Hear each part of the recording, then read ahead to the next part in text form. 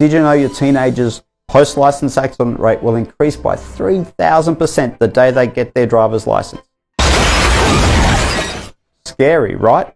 The way in which Jean taught me how to drive was fundamentally a lot different compared to a lot of my friends growing up. And having this tension in my hands built up a sense of stress, I guess. So when I kind of removed the tension and was holding the wheel in the correct way, just stress kind of just left my body, and I'm currently the only one who's not been in a serious or any sort of accidents on the roads. I was able to enjoy when I was driving more and just relax into it. The skills and the ability and the confidence that you have out on the road can one day save your life. Driving should be a fun experience, not worried about how dangerous the roads are. You should enjoy the drive and the freedom that comes with being able to take you wherever you want to go. Just relax and enjoy it. So if you want your teenage driver to be better prepared, 4 times safer, guaranteed, then type enter below to go in the draw to win our premium approach in driver development, valued at $1,550.